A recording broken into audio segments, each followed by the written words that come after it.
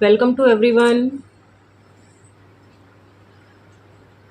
आपका विजया मंगल chemistry classes में बहुत बहुत स्वागत है। और हम नीट आईआईटी जेई के लिए जीओसी 1 पढ़ रहे थे। हमने ऑर्गेनिक केमिस्ट्री में जीओसी 1 टॉपिक स्टार्ट किया हुआ था। इसमें कुछ टॉपिक्स हम पढ़ चुके थे और उसके बाद आज हम जो टॉपिक स्टार्ट करने जा रहे हैं वो है हमारा रेजोनेंस। अगर आपको ये सीरीज़ पसंद आ रही है तो प्लीज़ आप इस चैनल को सब्सक्राइब कीजिए और शेयर कीजिए ताकि आपके फ्रेंड्स को भी इसका बेनिफिट मिल सके। तो आज का टॉपिक हम स्टार्ट करते हैं, रेजोनेंस। इसके पहले हम इलेक्ट्रॉनिक इफेक्ट की बात कर रहे थे और इलेक्ट्रॉनिक इफेक्ट में हम बात कर चुके थे इंडक्टिव इफेक्ट की और उससे रिलेटेड कुछ एग्जाम्पल्स की प्रैक्टिस हम यहाँ पर कर चुके थे। उसके बाद हम स्टार्ट करने जा रहे हैं यहाँ पे रेजोनेंस। रेजोनेंस भी एक इलेक्ट्रॉनिक इफेक्ट है जो किसी भी मॉलिक्यूल को स्टेबिलिटी प्रोवाइड करता है। ठीक है, अब रेजोनेंस होता क्या है? रेजोनेंस इज अ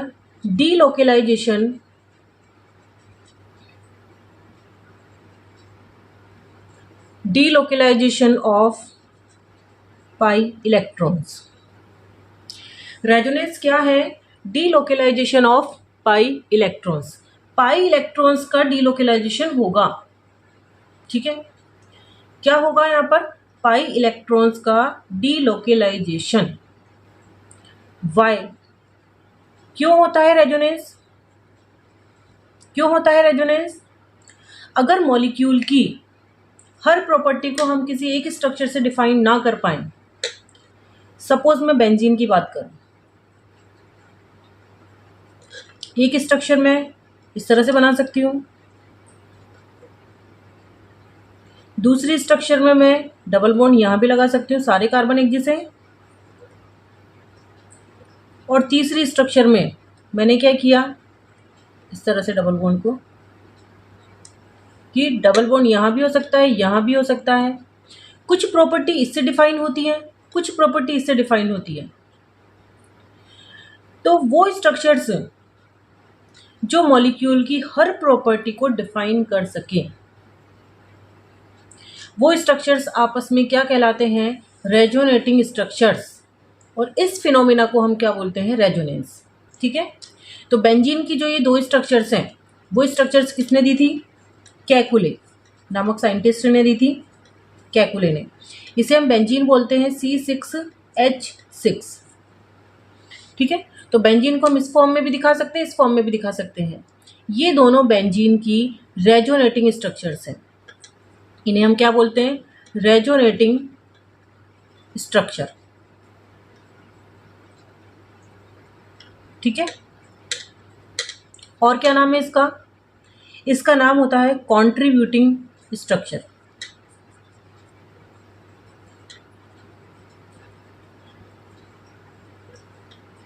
इसके अलावा कैनोनिकल फॉर्म, इसके अलावा इमेजिनरी स्ट्रक्चर।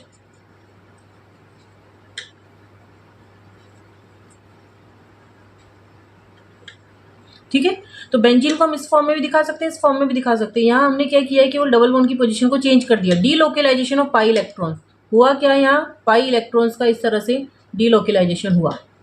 ठीक है, जिसकी वजह से ये स्ट्रक्चर इसमें कन्वर्ट हो गई। तो ये दोनों स्ट्रक्चर आपस में एक दूसरे की रेजोनेटिंग स्ट्रक्चर से, कॉन्ट्रीब्यूटिंग स्ट्रक्चर है, कैनोनिकल फॉर्म है और इमेजिनरी स्ट्रक्चर होती है। मैंने यहाँ पर ये जो बनाया है, इसका मतलब, इस डॉट डॉट का मतलब होता है कि डबल बॉन्ड हर एक कार्बन के पास घूम रहा है। तो डबल बॉन्ड की पोजीशन दिखाने के लिए मैंने इसको डॉट डॉट से दिखा दिया। इसका मतलब डबल बॉन्ड की पोजीशन कहीं पर भी फिक्स नहीं है, कभी ये यहाँ दिखता है और कभी ये यहाँ दिखता है। इसका मतलब हर एक कार्बन के पास मुझे डबल बॉन्ड दिखाई देता है। तो मैं इसको इस तरह से इसका हाइब्रिड बना सकती हूँ। तो इस वाली स्ट्रक्चर को हम बोलते हैं रेजोनेंस हाइब्रिड।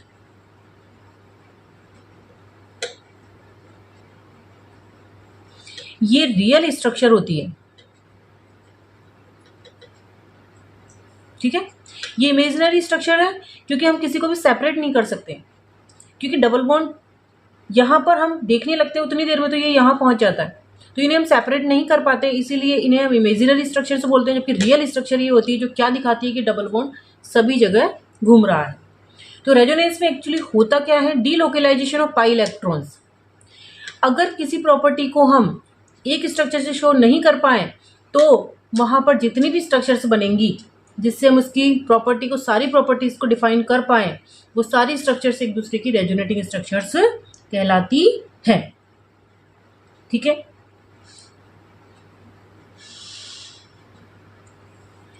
ये मोस्ट स्टेबल रेजोनेटिंग स्ट्रक्चर कहलाती है।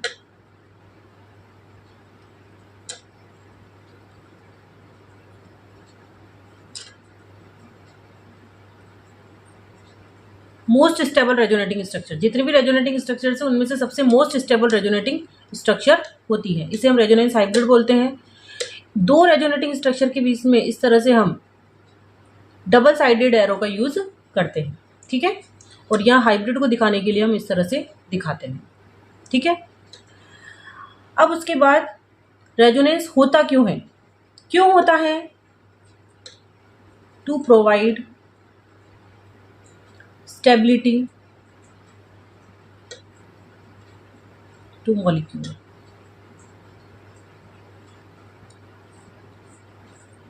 जितना ज्यादा किसी भी स्पीसीज के अंदर रेजोनेंस होगा, डीलोकेलाइजेशन होगा पाई इलेक्ट्रॉन्स का, जितनी ज्यादा स्ट्रक्चर्स पॉसिबल होंगी उतनी ही ज्यादा उस स्पीसीज की स्टेबिलिटी होगी। और किसी भी स्पीसीज की स्टेबिलिटी जितनी ज्यादा होती है वो उस फॉर्म में उतनी ही देर तक रहना पसंद करती है।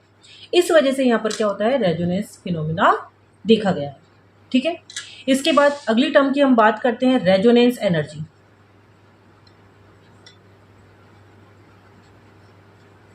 रेजोनेंस एनर्जी, रेजोनेंस क्या एनर्जी क्या होती है, ये हमारा रेजोनेंस हाइब्रिड है। ठीक है, ये हमारा रेजोनेंस हाइब्रिड है। और यहाँ पर ये जो दो स्ट्रक्चर हैं, इन दोनों स्ट्रक्चर के अंदर जिस स्ट्रक्चर की स्टेबिलिटी ज़्यादा होगी उसकी एनर्जी कम होगी।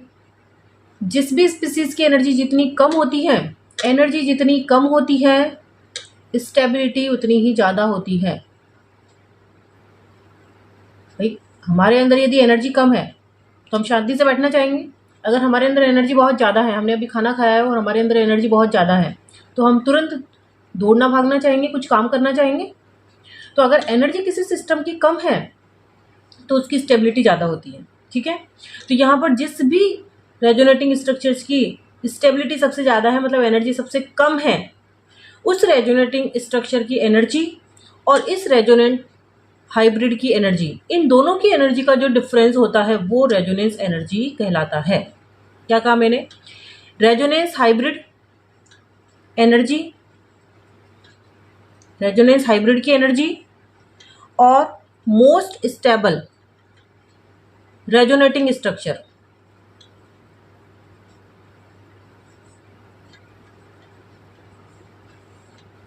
एनर्जी। ठीक है, मोस्ट स्टेबल रेजोनेटिंग स्ट्रक्चर की एनर्जी और रेजोनेंस हाइब्रिड की एनर्जी, इन दोनों की एनर्जी का जो डिफरेंस होगा वही क्या कहलाएगा, रेजोनेंस एनर्जी कहलाता है। अब कैसे पता चला कि यहाँ पर रेजोनेंस हो रहा था, तो देखो बॉन्ड लेंथ की यदि हम बात करें, बॉन्ड लेंथ हमें पता है, कार्बन सिंगल बॉन्ड कार्बन, इसकी बॉन्ड लेंथ होती है 1.54 एंगस्ट्रॉम। ठीक है, carbon carbon double bond carbon, इसकी होती है 1.34 angstrom. Carbon triple bond carbon 1.20 angstrom, ये बॉन्ड लेंथ होती है। सिग्मा बॉन्ड की बॉन्ड लेंथ सबसे ज़्यादा होती है, इसका मतलब ये बहुत ज़्यादा वीक बॉन्ड है, इजीली ब्रेक हो जाता है। इसकी बॉन्ड लेंथ कम होती है, उसके बाद इसकी बॉन्ड लेंथ और भी कम होती है। ठीक है, लेकिन जब बेंजीन के अंदर देखा गया तो यहाँ पर जो बॉन्ड लेंथ आई, हमें पता है इसके अंदर सिंगल बॉन्ड कैरेक्टर भी है और डबल बॉन्ड कैरेक्टर भी है। किसके अंदर बात कर रहे हैं हम, बेंजीन में। तो क्या देखा गया कि बेंजीन में जो बॉन्ड लेंथ मेजर की गई वो 1.39 एंगस्ट्रॉम मेजर हुई। इसका मतलब हम क्या कहेंगे कि यहाँ पर ना तो प्योरली डबल बॉन्ड कैरेक्टर थे और ना ही प्योरली सिंगल बॉन्ड कैरेक्टर थे। इसके अंदर पार्शियली डबल बॉन्ड कैरेक्टर थे, कुछ कैरेक्टर डबल बॉन्ड और कुछ कैरेक्टर सिंगल बॉन्ड के देखे गए। इसका मतलब क्या है कि यहाँ पर जो डबल बॉन्ड है प्योरली एक ही जगह पर प्रेजेंट नहीं है। एक ही जगह पर होता तो इसका तो डबल बॉन्ड का बॉन्ड लेंथ हमें मेजर होती और यहाँ सिंगल बॉन्ड की मेजर होती, लेकिन ओवरऑल एक ही बॉन्ड लेंथ हमें मिली और वो क्या मिली हमें, सिंगल बॉन्ड और डबल बॉन्ड के बीच में। इसका मतलब यहाँ पर क्या हुआ होगा, पार्शियली डबल बॉन्ड मीन्स यहाँ पर डबल बॉन्ड पूरी रिंग के अंदर डीलोकलाइज हो रहा होगा और उन्हें ही हम क्या बोलते हैं, रेजोनेटिक स्ट्रक्चर। क्या समझ में ये सारी चीज़ें क्लियर है, ये सब चीज़ें। उसके बाद और क्या हमें देखना है इसके अंदर कि जब भी हम रेजोनेटिंग स्ट्रक्चर्स बनाते हैं तो कभी भी एटम का ट्रांसफर नहीं होता है, only and only delocalization of pi electrons, not atoms. Atom transfer यहाँ पर नहीं होगा, ठीक है। तो ये हमारी रेजोनेंस की हमने डेफिनेशन देखी कि डेफिनेशन कि रेजोनेंस होता क्या है। अब हम कंडीशंस देखते हैं रेजोनेंस होने के लिए क्या क्या कंडीशन होनी चाहिए। डीलोकलाइजेशन तो होगा पाई इलेक्ट्रॉन्स का, लेकिन और क्या क्या कंडीशन है, कैसे डीलोकलाइज होगा, क्या कंडीशन होनी चाहिए तब जाकर के पाई इलेक्ट्रॉन्स डीलोकलाइज होते हैं, ठीक है। तो नेक्स्ट हम स्टार्ट करते हैं कंडीशन फॉर रेजोनेंस। तो अब हम बात करते हैं कंडीशन फॉर रेजोनेंस। रेजोनेंस होने के लिए मॉलिक्यूल के अंदर क्या क्या कंडीशन होनी चाहिए। पाई इलेक्ट्रॉन्स डीलोकलाइज होंगे ये हमें पता है, लेकिन और क्या कंडीशन होनी चाहिए। एक तो फर्स्ट कंडीशन कि all atoms should lie in same plane. क्या मतलब है, देखो इसका हमने अभी बेंजीन की बात की जिसमें रेजोनेंस हो रहा था। हमें पता है ये वाला कार्बन कैसा होता है, इसमें सारे कार्बन कौन से हाइब्रिडाइज्ड होते हैं, sp2 हाइब्रिडाइज्ड। और कैसे निकाला हमने, यहाँ पर 1 सिग्मा 2 सिग्मा और एक यहाँ हाइड्रोजन, तो 3 का मतलब क्या होता है, sp2 हाइब्रिडाइज्ड। और sp2 हाइब्रिडाइज्ड जो भी स्पीसीज होती है उसका शेप कैसा होता है, ट्राइगोनल प्लेनर। इसका मतलब ये तीनों बॉन्ड प्लेन में प्रेजेंट है, यहाँ भी तीनों बॉन्ड प्लेन में प्रेजेंट होंगे, यहाँ भी तीनों बॉन्ड प्लेन में प्रेजेंट होंगे, यहाँ भी तीनों बॉन्ड प्लेन में प्रेजेंट होंगे और यहाँ भी प्लेन में प्रेजेंट होंगे, यहाँ भी प्लेन में प्रेजेंट होंगे, ठीक है। तो जब प्लेन के अंदर प्रेजेंट है तीनों ही सारे के सारे एटम, तो जब प्लेन में प्रेजेंट होते हैं तो हमने बोला all atom should lie in same plane. उस कंडीशन में हम क्या कर सकते हैं, इन इलेक्ट्रॉनों को ट्रांसफर करके डीलोकलाइजेशन करवा सकते हैं। आगे समझ में, तो फर्स्ट पॉइंट समझ में आया कि सारे क्या होनी चाहिए, एक सेम प्लेन में होनी चाहिए। सपोज मैं क्या करती हूँ, यहाँ पर ये डबल बॉन्ड लगा दिया और ये मैंने यहाँ से डबल बॉन्ड हटा दिया, ठीक है। अब क्या होगा यहाँ पर, या इसको मैं क्या करती हूँ यहाँ लगा देती हूँ। उस कंडीशन में देखो अगर मैं रेजोनेंस करवाना चाहूँ तो यहाँ पर ये वाला sp2 हाइब्रिडाइज्ड, लेकिन यहाँ पर ये 2 हाइड्रोजन, यहाँ पर ये 2 हाइड्रोजन है और ये कैसा है, sp3 हाइब्रिडाइज्ड है। और sp3 हाइब्रिडाइज्ड की शेप हमें पता है कैसी होती है, टेट्राहेड्रल। तो अगर यहाँ पर ये 2 बॉन्ड प्लेन में है तो ये आउट ऑफ द प्लेन होगा और ये इन द प्लेन होगा, ठीक है।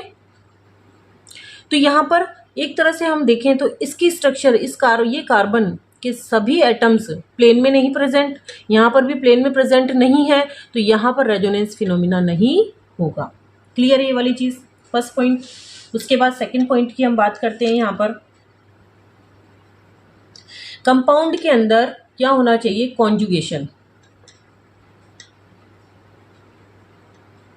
कॉन्जुगेशन प्रेजेंट होना चाहिए। कॉन्जुगेशन वही मैंने अभी बात की, जैसे मैं बात करूँ CH2 double bond CH, single bond CH, double bond CH2। तो यहाँ कॉन्जुगेशन का मतलब है कि यहाँ डबल बॉन्ड फिर सिग्मा बॉन्ड फिर डबल बॉन्ड, एक के बाद एक डबल बॉन्ड प्रेजेंट है, तो इसे हम बोलते हैं कॉन्जुगेट सिस्टम। लेकिन यदि मैं बात करूँ इस तरह से,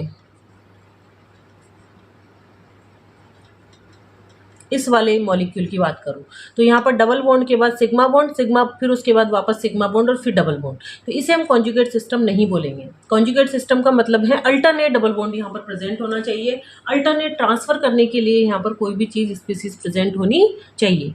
तो ये 2 कंडीशन है। उसके बाद थर्ड कंडीशन यदि हम देखें, ये फर्स्ट कंडीशन हम बात करें तो ये सेकंड कंडीशन है। थर्ड कंडीशन यदि मैं बताऊं तो थर्ड कंडीशन वही हम देख चुके हैं कि यहाँ पर CH2 double bond CH single bond CH double bond CH2 इस तरह का मॉलिक्यूल हो, मतलब पाई बॉन्ड फिर सिग्मा बॉन्ड और फिर पाई बॉन्ड, यदि इस तरह की स्पीसीज होगी तो वहाँ पर रेजोनेंस पॉसिबल है। ठीक है। फोर्थ कंडीशन यदि मैं बोलूँ तो फोर्थ कंडीशन होगी CH2 double bond CH NH2 और लॉन। यहाँ पर भी रेजोनेंस पॉसिबल है। कैसे पॉसिबल है? तो अगर पाई बॉन्ड होगा और सिग्मा बॉन्ड होगा और उसके बाद लॉन पेयर या फिर नेगेटिव चार्ज प्रेजेंट हो तो भी ये इलेक्ट्रॉन ट्रांसफर होकर के यहाँ आ जाएंगे और ये इलेक्ट्रॉन ट्रांसफर होकर के यहाँ आ जाएंगे। अभी देखेंगे हम किस तरह से होता है रेजोनेंस। तो इस तरह से यहाँ पर भी ट्रांसफर पॉसिबल है, इस वजह से ये भी रेजोनेंस देगा। तो फर्स्ट सिस्टम हमने देखा पाई सिग्मा एंड पाई हो, पाई सिग्मा और लॉन पेयर या नेगेटिव चार्ज हो। फिर उसके बाद नेक्स्ट है यदि CH2 double bond CH single bond CH2 positive हो तो उस कंडीशन में इलेक्ट्रॉन्स कहाँ ट्रांसफर होंगे? इस पॉजिटिव की तरफ, क्योंकि इसके पास इलेक्ट्रॉनों की कमी है। तो यहाँ पर कौन सा सिस्टम हो गया? Pi sigma and positive. तो इस तरह के सिस्टम में भी रेजोनेंस पॉसिबल है। उसके बाद नेक्स्ट हम बात करें तो CH2 डबल बॉन्ड CH और अब की बार हम यहाँ पर रेडिकल लगा देंगे। रेडिकल में भी इलेक्ट्रॉन की डेफिशिएंसी होती है, पॉजिटिव में भी इलेक्ट्रॉन की डेफिशिएंसी होती है, तो ये भी अपने इलेक्ट्रॉन इधर ट्रांसफर करेगा, लेकिन यहाँ पर हाफ हेडेड एरो। ठीक है, होमोलाइटिक यहाँ पर क्लीवेज होगा, एक इलेक्ट्रॉन यहाँ ट्रांसफर हो जाएगा, यहाँ बॉन्ड फॉर्मेशन हो जाएगा। तो इस तरह का सिस्टम जिसमें pi sigma and lone pair free radical present हो तो वहाँ भी रेजोनेंस पॉसिबल है। ठीक है। उसके बाद नेक्स्ट में बात करूं तो नेक्स्ट है अगर मैं इस तरह का कंपाउंड ले लूं CH2OH, तो यहाँ पर देखो ऑक्सीजन के पास लोन पेयर होता है और यहाँ यदि पॉजिटिव चार्ज प्रेजेंट है तो ये अपने इलेक्ट्रॉन पेयर इस तरह से ट्रांसफर कर सकता है, तो यहाँ पर भी रेजोनेंस पॉसिबल होगा। ठीक है, तो ये सारी कंडीशंस थी जो हमें ध्यान रखना है। कहाँ कहाँ पर रेजोनेंस पॉसिबल होगा? All atoms should lie in same plane. First है कि सारे एटम्स क्या होने चाहिए? एक प्लेन के अंदर प्रेजेंट होने चाहिए, मतलब सभी या तो sp2 हाइब्रिडाइज्ड होना चाहिए या sp हाइब्रिडाइज्ड होनी चाहिए। कॉन्जुगेशन पॉसिबल, कॉन्जुगेशन प्रेजेंट होना चाहिए, ऐसा नहीं कि बीच में हमने ब्रेक कर दिया कॉन्जुगेशन को। ठीक है, उसके बाद यहाँ पर पाई सिग्मा और पाई, फर्स्ट कंडीशन है पाई सिग्मा और पाई इस तरह के कंपाउंड मिलेंगे, या पाई सिग्मा और उसके बाद लॉन पेयर या negative charge, pi sigma positive charge, pi sigma free radical, positive sigma lone pair.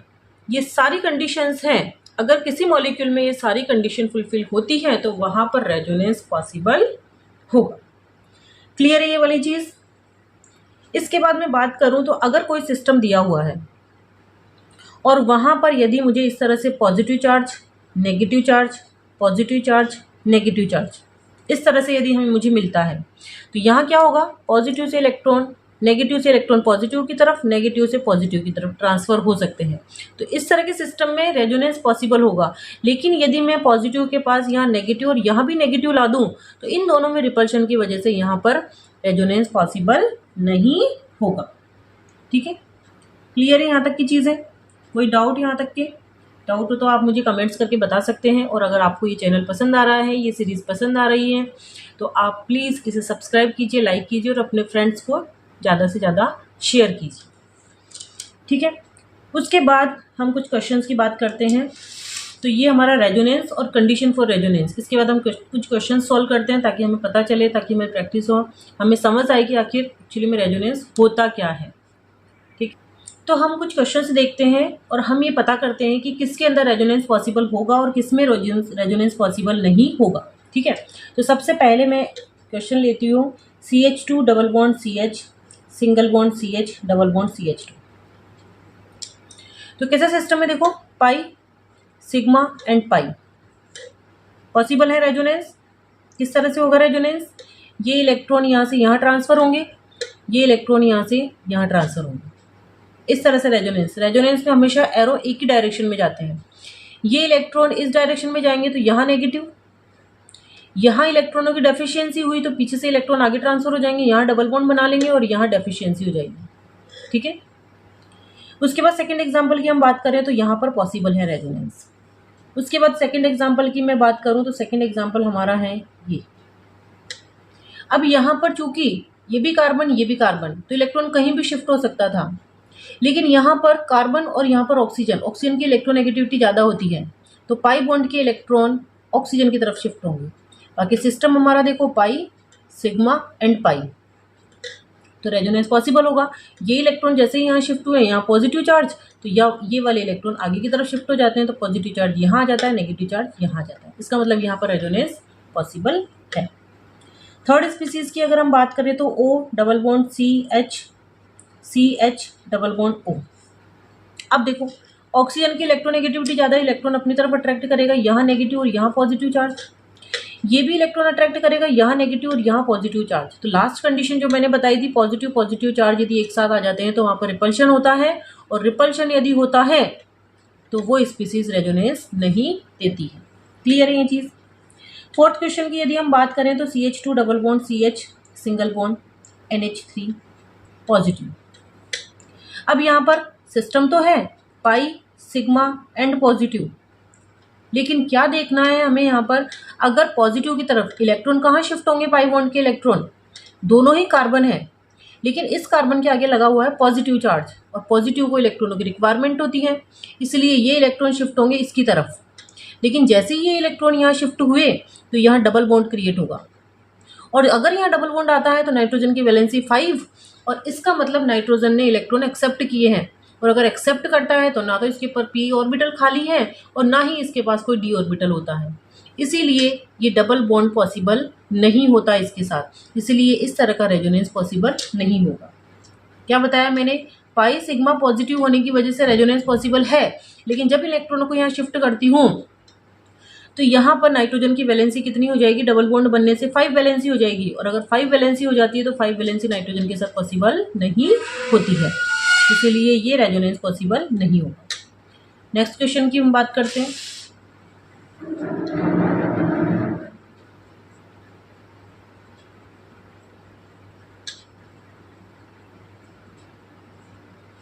Next question की हम देखते हैं बात, तो यहाँ पर देखो, यहाँ पर भी ये पॉजिटिव चार्ज स्पीसीज और ये हमारा डबल बॉन्ड है, तो ये इलेक्ट्रॉन यहाँ शिफ्ट होना चाहिए था, लेकिन शिफ्ट होते ही यहाँ नाइट्रोजन की वैलेंसी 5 हो जाएगी, और इस वजह से या हम देखें कि इसका ऑक्टेट कंप्लीट है, 3 बॉन्ड बनाए हुए हैं, इसका मतलब 6 इलेक्ट्रॉन्स है बॉन्डिंग इलेक्ट्रॉन्स, और 2 इलेक्ट्रॉन्स ही है, इसका मतलब 8 इलेक्ट्रॉन्स, इसका ऑक्टेट कंप्लीट है, तो ये और इलेक्ट्रॉन्स लेना नहीं चाहेगा, इसका मतलब यहाँ भी रेजोनेंस पॉसिबल नहीं होगा। अगले क्वेश्चन की बात करें हम,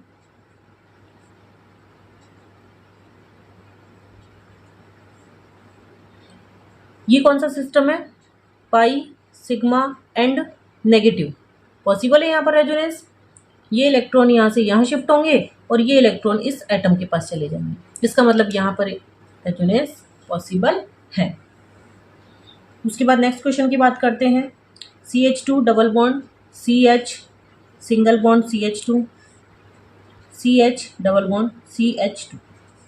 यहाँ देखो pi sigma sigma pi, pi sigma pi system होता तो ये रेजोनेंस देता, लेकिन पाई के बीच में 2 सिग्मा बॉन्ड आने की वजह से यहाँ पर रेजोनेंस पॉसिबल नहीं होगा। नेक्स्ट क्वेश्चन की बात करते हैं, CH2 O CH3।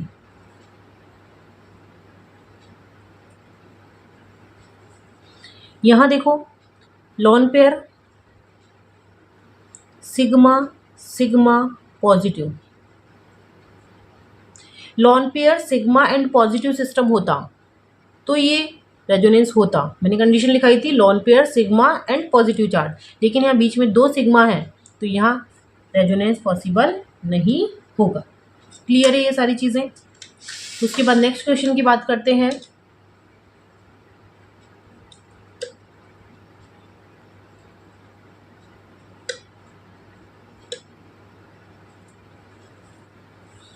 अब यहाँ देखो, पाई सिग्मा पॉजिटिव होना चाहिए रेजोनेंस, लेकिन रेजोनेंस नहीं होगा। क्यों नहीं होगा यहाँ पर रेजोनेंस? कार्बन ऑक्सीजन का बॉन्ड यदि क्लीवेज होगा तो चूंकि यहाँ पर क्या है, ऑक्सीजन की इलेक्ट्रोनेगेटिविटी ज़्यादा होती है, तो ये इलेक्ट्रॉन कहाँ ट्रांसफर होंगे? ऑक्सीजन की तरफ। और अगर ये इलेक्ट्रॉन ऑक्सीजन की तरफ ट्रांसफर हुए तो यहाँ पॉजिटिव चार्ज, और जब पॉजिटिव पॉजिटिव एक दूसरे के पास आ जाएंगे तो यहाँ क्या होगा? रिपल्शन। और रिपल्शन की वजह से ये मॉलिक्यूल स्टेबल नहीं रह पाएगा, इसी वजह से यहाँ रेजोनेंस पॉसिबल नहीं होगा। उसके बाद नेक्स्ट क्वेश्चन की बात करते हैं।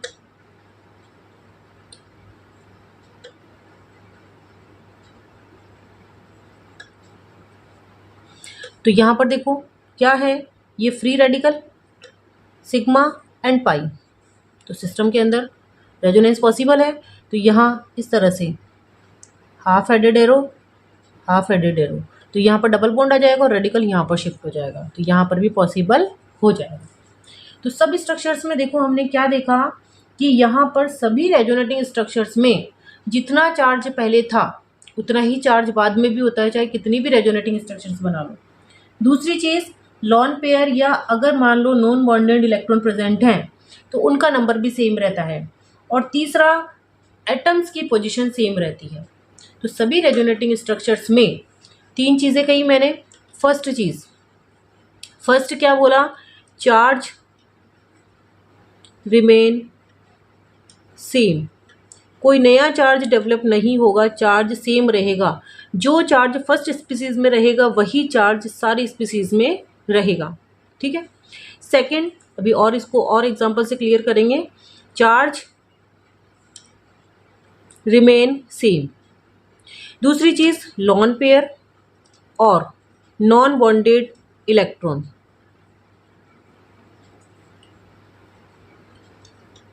Should be same.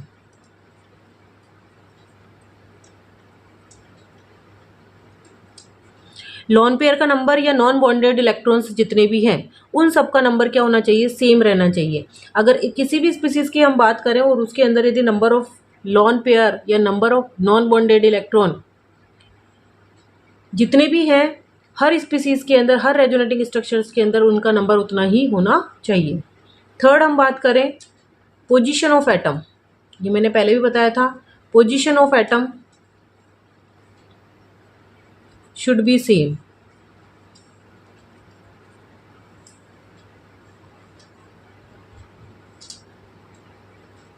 Position same रहनी चाहिए, एटम ट्रांसफर नहीं होता। मैंने बोला था ओनली डीलोकेलाइजेशन होगा तो पाई इलेक्ट्रॉन्स का डीलोकेलाइजेशन होगा, कभी भी एटम्स ट्रांसफर नहीं होते हैं। तो ना तो कोई नया चार्ज डेवलप होगा और ना ही पहले का चार्ज खत्म होगा, ना कोई नया लोन पेयर बनेगा, ना ही कोई पहले का लोन पेयर खत्म होगा, और ना ही एटम एक जगह से दूसरी जगह ट्रांसफ़र होता है। आइसोमेरिज्म में हम देखते हैं कि वहाँ पर हम बॉन्ड ब्रेक कर देते हैं, नया बॉन्ड बना देते हैं। तो आइसोमेरिज्म के अंदर ये सब चीज़ें होती हैं। रेजोनेंस में कोई एटम ट्रांसफ़र नहीं होगा। तो ये हमने रेजोनेंस की बात की है। उसके बाद आगे हम कुछ एग्जाम्पल सॉल्व करेंगे ताकि हमारा रेजोनेंस वाला पार्ट थोड़ा क्लियर हो, ठीक है। तो एग्जाम्पल सॉल्व करते हुए देखते हैं कि रेजोनेंस होता कैसे है। CH2 double bond, CH single bond, CH2 positive charge, ठीक है। ये स्ट्रक्चर दी हुई है, इसका हमें रेजोनेटिंग स्ट्रक्चर बनाना है। सबसे पहले तो ये इलेक्ट्रॉन पाई बॉन्ड ब्रेक होगा, इलेक्ट्रॉन कहाँ सबसे पहले तो सिस्टम कैसा है, pi sigma and positive. Electron कहाँ ट्रांसफर होंगे, पाई वाले इलेक्ट्रॉन्स पॉजिटिव की तरफ ट्रांसफर होंगे। तो ये इलेक्ट्रॉन मैंने इस साइड ट्रांसफर की, ठीक है। दो रेजोनेटिंग स्ट्रक्चर्स के बीच में हमें डबल एरो बनाना है, डबल साइडेड एरो बनाना है। उसके बाद जैसे ही ये इलेक्ट्रॉन इस साइड ट्रांसफर हुए तो यहाँ डबल बॉन्ड, इसकी वैलेंसी फुलफिल हो गई। इसकी वैलेंसी इधर डबल बॉन्ड बनाओ या इधर डबल बॉन्ड बनाओ, बात एक ही है। यहाँ से इलेक्ट्रॉन, डबल बॉन्ड वाले इलेक्ट्रॉन चले जाने की वजह से इसकी वैलेंसी कम हो गई, तो पॉजिटिव चार्ज कहाँ आ जाएगा, इस CH2 पर, और डबल बॉन्ड कहाँ शिफ्ट हो जाएगा, आगे की तरफ। तो ये इसकी रेजोनेटिंग स्ट्रक्चर्स स्ट्रक्चर बनेगी। अब यदि मैं इसकी हाइब्रिड की बात करूँ तो हाइब्रिड हम कैसे बना सकते हैं इसका, CH2 पहले जो इसका बेसिक स्ट्रक्चर है वो बना लो बिना डबल बॉन्ड और बिना चार्ज लगाए, ये मैंने बना दिया।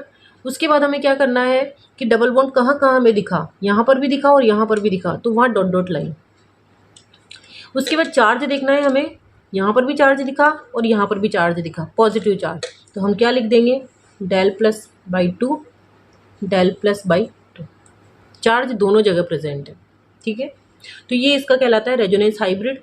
इन्हें हम क्या बोलते हैं, कैनोनिकल फॉर्म या रेजोनेटिंग स्ट्रक्चर या कंट्रीब्यूटिंग स्ट्रक्चर। ये इमेजिनरी होती हैं और ये रियल स्ट्रक्चर होती है। रियल स्ट्रक्चर या रेजोनेंस हाइब्रिड, और इनमें से मोस्ट स्टेबल जो स्ट्रक्चर होती है उन दोनों की एनर्जी का जो डिफरेंस होता है उसे हम क्या बोलते हैं, रेजोनेंस एनर्जी बोलते हैं। ठीक है,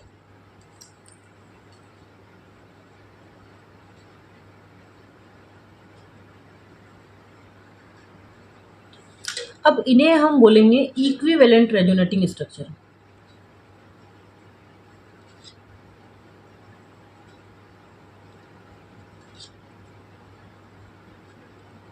ऐसी रेजोनेटिंग स्ट्रक्चर जो बिल्कुल दिखने में एक जैसी दिखती है, कोई फर्क नहीं है, बिल्कुल CH2 CH के बीच में डबल बॉन्ड, CH2 CH के बीच में डबल बॉन्ड, CH2 के ऊपर पॉजिटिव चार्ज, CH2 के ऊपर पॉजिटिव चार्ज, तो ऐसी स्ट्रक्चर्स को हम इक्विवेलेंट रेजोनेटिंग स्ट्रक्चर्स बोलते हैं। और जब इक्विवेलेंट रेजोनेटिंग स्ट्रक्चर्स बनती हैं तो उस मॉलिक्यूल की स्टेबिलिटी बहुत ज़्यादा बढ़ जाती है। ठीक है, इसके बाद हम सेकेंड एग्जाम्पल की बात करते हैं, CH3 C double bond O minus, acetate ion. अब यहाँ पर क्या होगा, ऑक्सीजन के ऊपर नेगेटिव चार्ज है, डबल बॉन्ड बाद में ब्रेक होता है क्योंकि बॉन्डेड फॉर्म में है। लॉन पेयर देखो क्या सिस्टम है, pi sigma and negative charge. ठीक है, रेजोनेंस होगा तो ये नेगेटिव चार्ज कहाँ जाएगा, इस तरफ, और जैसे ही इस तरफ आएगा तो ये इलेक्ट्रॉन इसकी तरफ शिफ्ट हो जाएगा। तो देखो क्या बनेगा, CH3 एज इट इज, इसमें हमने कुछ नहीं किया है। उसके बाद कार्बन, उसके बाद यहाँ सिंगल बॉन्ड ऑक्सीजन, अब ऑक्सीजन और इसके बीच में यहाँ डबल बॉन्ड। उसके बाद ये इलेक्ट्रॉन ऑक्सीजन के पास चले गए तो यहाँ सिग्मा बॉन्ड रह गया और ऑक्सीजन के ऊपर नेगेटिव चार्ज। ये इसकी सेकेंड रेजोनेटिंग स्ट्रक्चर है। अब देखो दोनों बिल्कुल एक जैसी है, इसलिए इन्हें भी क्या बोलेंगे, इक्विवेलेंट रेजोनेटिंग स्ट्रक्चर। ठीक है, और अगर हमें इसका हाइब्रिड बनाना है तो हाइब्रिड हम कैसे बनाएंगे, CH3 सिंगल बॉन्ड C, उसके बाद यहाँ पर एक ऑक्सीजन, पहले इसका बेसिक स्ट्रक्चर बना लेना है। उसके बाद हमें ये देखना है कि डबल बॉन्ड कहाँ कहाँ आ रहा है, वहाँ पर हमें डॉट डॉट लगा देना है, डैश डैश से डबल बॉन्ड को दिखाना है। उसके बाद चार्ज इस ऑक्सीजन पर, इस ऑक्सीजन पर, तो del negative by two, del negative by two, ये इसका रेजोनेटिंग स्ट्रक्चर। नेक्स्ट हम बात करें एनिलीन। एनिलीन क्या होता है, ये इसका कॉमन नेम है, लेकिन ज़्यादातर आजकल क्या है, कुछ कुछ IUPAC ने कॉमन नेम को एक्सेप्ट किया हुआ है जिन्हें अभी भी हम यूज़ करते हैं। ठीक है, तो ये एनिलीन होता है। अब यहाँ पर क्या होता है, नाइट्रोजन के पास लोन पेयर होता है। ठीक है, तो ये कौन सा सिस्टम हो गया, लोन पेयर, सिग्मा एंड उसके बाद यहाँ पर पाई, तो रेजोनेंस होगा। अब इसकी रेजोनेटिंग स्ट्रक्चर अच्छे से समझनी है, देखो कैसे घुमाना है, एरो हमेशा एक ही साइड जाएंगे। ठीक है, तो ये लोन पेयर जैसे भी पिछले वाले एग्जांपल में किया, इस बॉन्ड के पास, और जैसे ही ये बॉन्ड के पास आए तो ये कहाँ चले जाएंगे, एटम के पास। तो हमें कैसे दिखेगा, ये दोनों बॉन्ड मैंने छेड़े नहीं है, इनको मैंने एज इट इज लिख दिया। ये इलेक्ट्रॉन चले गए एटम के पास, तो यहाँ नेगेटिव चार्ज, और ये इलेक्ट्रॉन कहाँ आ गए, बॉन्ड बनाने के लिए, तो यहाँ पर बॉन्ड बन गया, डबल बॉन्ड। नाइट्रोजन ने इलेक्ट्रॉन पेयर दिए हैं तो NH2 यहाँ क्या आ जाएगा, पॉजिटिव चार्ज। जब भी लोन पेयर देंगे तो पॉजिटिव चार्ज आएगा, नेगेटिव चार्ज यदि दिया है तो कोई चार्ज नहीं आएगा। आगे हमें इसको घुमाना है फिर, अब ये इलेक्ट्रॉन जाएंगे बॉन्ड बनाने और ये जाएंगे एटम के पास। तो नेक्स्ट रेजोनेटिंग स्ट्रक्चर जिसको हमने छेड़ा है केवल उसी को हमें देखना है, बाकी को हमें एज इट इज़ लिख देना है। तो यहाँ तक मैंने कुछ किया नहीं, तो मैंने इसको एज इट इज़ लिख दिया। उसके बाद ये इलेक्ट्रॉन क्या बना रहे हैं, बॉन्ड, जबकि ये बॉन्ड क्या बना रहा है, इलेक्ट्रॉन, तो यहाँ नेगेटिव चार्ज आ गया। उसके बाद ये इलेक्ट्रॉन जाएंगे बॉन्ड बनाने और ये बॉन्ड जाएगा इलेक्ट्रॉन। तो बाकी पार्ट में एज इट इज़ लिख देती हूँ और जो मैंने चेंजेस किए हैं उसको चेंज करके मैं बना देती हूँ। तो यहाँ पर ये इलेक्ट्रॉन ने क्या किया, बॉन्ड बना लिया और इस बॉन्ड ने कहाँ चला गया, इलेक्ट्रॉन। उसके बाद ये इलेक्ट्रॉन यहाँ से यहाँ और ये इलेक्ट्रॉन वापस अपने नाइट्रोजन की तरफ। तो क्या होगा, बाकी इस पार्ट को मैंने नहीं छेड़ा है, यहाँ बॉन्ड आ जाएगा और ये वापस अपने नाइट्रोजन के इलेक्ट्रॉन पेयर इसके पास जाएंगे, तो यहाँ पॉजिटिव चार्ज खत्म हो जाएगा। ठीक है, तो ये इसकी सारी रेजोनेटिंग स्ट्रक्चर हो गई। अब मैं इसका हाइब्रिड बनाना चाहूँ तो हाइब्रिड हमारा क्या होगा, ये मैंने इसका नॉर्मल स्ट्रक्चर बना दिया। अब उसके बाद डबल बॉन्ड कहाँ कहाँ घूम रहा है, इस पूरी रिंग में घूम रहा है डबल बॉन्ड और यहाँ। ठीक है, पॉजिटिव चार्ज कहाँ कहाँ आया, केवल इसी के ऊपर, तो पूरा पॉजिटिव चार्ज इसके ऊपर है। नेगेटिव चार्ज की हम बात करें तो इस पोजीशन पर, इस पोजीशन पर और इस पोजीशन पर, तो यहाँ पर डेल माइनस बाई 3, 3 पार्ट में डिवाइड कर देते हैं हम, डेल माइनस बाई 3 और डेल माइनस बाई 3। ठीक है, तो ये इसका रेजोनेंस हाइब्रिड हो गया। तो हमने क्या किया, नाइट्रोजन के पास लोन पेयर थे, इस लोन पेयर ने बॉन्ड बनाया और बॉन्ड आगे इलेक्ट्रॉन की तरफ शिफ्ट हो गया इलेक्ट्रॉन बनाने के लिए। इलेक्ट्रॉन बॉन्ड बनाएंगे और बॉन्ड एटम के पास जाएगा, इलेक्ट्रॉन बॉन्ड बनाएंगे, बॉन्ड एटम के पास जाएगा, इलेक्ट्रॉन बॉन्ड बनाएंगे और बॉन्ड एटम के पास जाएगा। ठीक है, तो इसकी कितनी स्ट्रक्चर बनी, 1 2 3 4 5 रेजोनेटिंग स्ट्रक्चर्स इसकी हमें मिलती है। ठीक है, तो ये थी एनिलीन की रेजोनेटिंग स्ट्रक्चर्स। लेकिन ये कैसी होंगी, non equivalent, 5 non equivalent resonating structure, non equivalent resonating structure है। क्यों, क्योंकि यहाँ पर देखो, यहाँ सिग्मा बॉन्ड लग रहा है, लेकिन आगे देखो यहाँ पर डबल बॉन्ड हमें दिखा, यहाँ डबल बॉन्ड, यहाँ डबल बॉन्ड, यहाँ सिग्मा बॉन्ड, तो अलग अलग रेजोनेटिंग स्ट्रक्चर्स है। और जब भी इस तरह से अलग रेजोनेटिंग स्ट्रक्चर्स होती हैं तो उन्हें हम क्या बोलते हैं, non equivalent resonating structures. Clear है यहाँ तक की चीज़। उसके बाद हम नाइट्रोबेंजीन की रेजोनेटिंग स्ट्रक्चर बनाएंगे।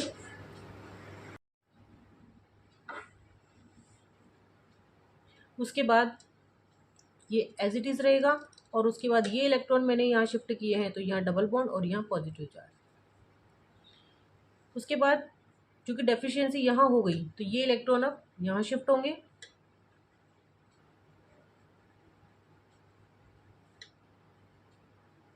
ये वाला पार्ट एज इट इज़ रहेगा, यहाँ पॉजिटिव चार्ज और यहाँ पर डबल बॉन्ड। उसके बाद ये इलेक्ट्रॉन वापस यहाँ आ जाएंगे और ये इलेक्ट्रॉन वापस यहाँ आ जाएंगे। तो सेम फर्स्ट वाला स्ट्रक्चर। तो हमें तब तक ये प्रोसेस करना है जब तक कि हमें फर्स्ट स्ट्रक्चर वापस ना मिल जाए। जो जहाँ से हमने स्टार्ट किया था, हमें फर्स्ट स्ट्रक्चर जब तक वापस नहीं मिलती है तो सेम स्ट्रक्चर अब रिपीट हो गई, तब तक हमें ये प्रोसेस करना है। इस तरह से एरो हमें लगाने हैं और इलेक्ट्रॉन्स को घुमाना है। तो यहाँ पर भी देखो एरो एक ही डायरेक्शन में, ये यहाँ, फिर इसी डायरेक्शन में, तो सारा क्लॉकवाइज डायरेक्शन में मूवमेंट हो रहा है। इसका यदि रेजोनेंस हाइब्रिड मुझे बनाना है तो मैं कैसे बनाऊंगी इसका रेजोनेंस हाइब्रिड, तो पहले मैंने इसका बेसिक स्ट्रक्चर बना लिया। उसके बाद मुझे डबल बॉन्ड लगाने हैं, तो डबल बॉन्ड कहाँ कहाँ पर घूम रहे हैं, यहाँ डबल बॉन्ड है पूरी रिंग में, यहाँ डबल बॉन्ड है और यहाँ डबल बॉन्ड है। उसके बाद नेगेटिव चार्ज की बात करूँ तो negative charge only and only इस नेगेटिव ऑक्सीजन के ऊपर है, जबकि पॉजिटिव चार्ज यहाँ, यहाँ और यहाँ, इन 3 जगह पर ट्रांसफर हो रहा है। तो हम क्या कर देंगे, del plus by 3, del plus by 3, del plus by 3। तो इस तरह से इलेक्ट्रॉनों का यहाँ पर डिस्ट्रीब्यूशन होता है। तो ये हमारा रेजोनेंस होता है नाइट्रोबेंजीन में। ये रिंग का इलेक्ट्रॉन अपनी तरफ अट्रैक्ट कर रहा है, ठीक है, जबकि हमने NH2 की बात की थी, वो रिंग को इलेक्ट्रॉन दे रहा था। तो उसने क्या की थी, रिंग के अंदर नेगेटिव चार्ज डेवलप किया था, जबकि यहाँ पर रिंग के अंदर कौन सा चार्ज आ रहा है, पॉजिटिव चार्ज। ठीक है, ये पोजीशन कोई भी सब्स्टिट्यूएंट यदि लगा हुआ है रिंग के अंदर तो ये वाली पोजीशन कहलाती है ऑर्थो, ऑर्थो, एंड ये वाली होती है पैरा, और ये वाली पोजीशन मेटा, और ये वाली पोजीशन मेटा। तो एमीन में भी हमने देखा कि एमीन में जो चार्ज आ रहा था यहाँ और यहाँ, मीन्स ऑर्थो एंड पैरा पर कैसा चार्ज था, नेगेटिव, जबकि नाइट्रोबेंजीन में हमने देखा कि ऑर्थो एंड पैरा पर पॉजिटिव चार्ज आता है। इसी के बेसिस पे हम प्लस आर और माइनस आर की बात करेंगे, प्लस एम और माइनस एम की बात करेंगे कि किस तरह का चार्ज यहाँ रिंग के अंदर आता है और कहाँ कहाँ पर रिंग के अंदर ये वाले चार्ज डेवलप होते हैं।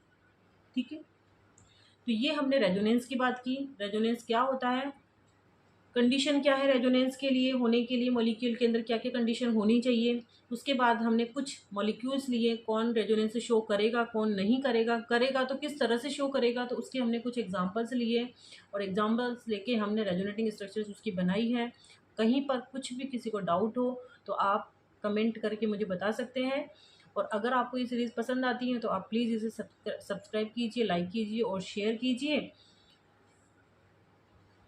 उसके बाद आगे जो हम बात करेंगे वो हम कल बात करेंगे स्टेबिलिटी ऑफ रेजोनेटिंग स्ट्रक्चर्स या स्टेबिलिटी ऑफ मॉलिक्यूल।